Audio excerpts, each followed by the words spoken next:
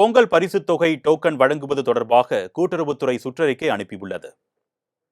இதுகுறித்து கூட்டுறவு சங்கங்களின் பதிவாளர் நந்தகுமார் அனைத்து மண்டல இணை பதிவாளர்களுக்கு அனுப்பியுள்ள சுற்றறிக்கையில் கூறியிருப்பதாவது: ரேஷன் கடைகள் மூலம் பொங்கல் பரிசு தொகுப்பு ரேஷன் அட்டைதாரர்களுக்கு வழங்குவது தொடர்பான முன்னேற்பாடுகளை மேற்கொள்ளவும் மற்றும் டோக்கன் விநியோகம் குறித்தும் பின்வரும் அறிவுரைகளை பின்பற்றி இந்த திட்டத்தை சிறப்பாக செயல்படுத்திட அறிவுறுத்தப்படுகிறது. மண்டலங்களில் செயல்படும் நியாய விலைக் கடைகளுடன் இணைக்கப்பட்டுள்ள குடும்ப அட்டைகளுக்கு ஏற்ப ஜனவரி 2ஆம் தேதிக்குள் டோக்கன்கள் அச்சிடப்பட்டு விநியோகம் செய்திட ஏதுவாக தயார் நிலையில் வைத்திருக்க வேண்டும்.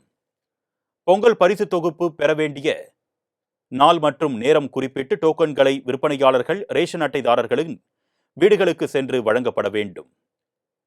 முதல் நாள் முற்பகல் 100 ரேஷன் அட்டைதாரர்களுக்கும் பிற்பகல் 100 ரேஷன் அட்டைதாரர்களுக்கும் பொங்கல் பரிசு தொகுப்பு விநியோகம் செய்திட ஏதுவாக டோக்கன்கள் வழங்கப்பட வேண்டும். சட்டம் ஒழுங்கு பிரச்சினை எழக்கூடிய ரேஷன் கடைகள், அதிக கூட்ட நெரிசல் ஏற்படக்கூடிய ரேஷன் கடைகள் போன்ற கடைகளின் பட்டியல்கள் முன்கூட்டியே தயார் செய்யப்பட்டு மாவட்ட காவல்துறை கண்காணிப்பாளர் அல்லது காவல்துறை ஆணையாளருக்கு அனுப்பப்பட்டு போதிய போலீஸ் பாதுகாப்பு ஏற்பாடுகள் செய்யப்படுவதை உறுதி செய்திட வேண்டும். பொங்கல் பரிசு தொகுப்பு அறிவிப்பு விரைவில் வெளியாக உள்ளதால் டோக்கன் வழங்கும் பணியை ஜனவரி 3ஆம் தேதி தொடங்க திட்டம். ஜனவரி 2ஆம் தேதிக்குள் டோக்கன் அச்சடிக்கும் பணியை நிறைவு செய்து தயார் நிலையில் வைத்திருக்க கூட்டுறவுத்துறை சுற்றறிக்கை.